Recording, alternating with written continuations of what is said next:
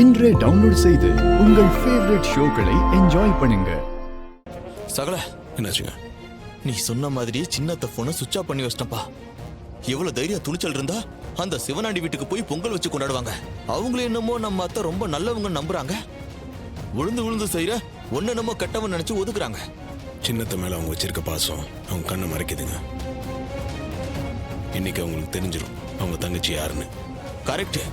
இன்னையோட அவங்க ஆட்டம் மொத்தத்துக்கும் முற்றுப்புள்ளி வச்சாகணும்ப்பா. அத்தையை நேர்ல கூட்டிட்டு போய் காட்டுங்க, அப்பதான் அவங்க நம்புவாங்க. சகல இது பக்காவா ஒர்க் அவுட் ஆகும்.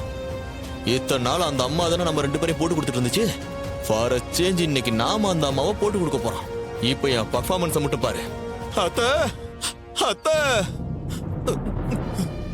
அத்தை அத்தை என்ன மாப்ள பதட்டமா வரீங்க?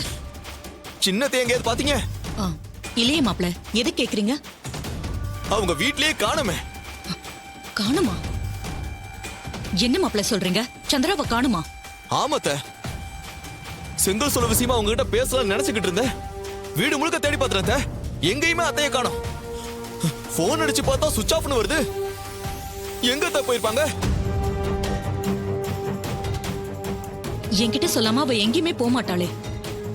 போன் வேற சுவிட்ச் ஆஃப்னு சொல்றீங்க. என்ன நடக்குதுன்னே புரியல. மாப்ள எதுக்கும் இன்னொரு தடவை போன் போட்டு பாருங்க.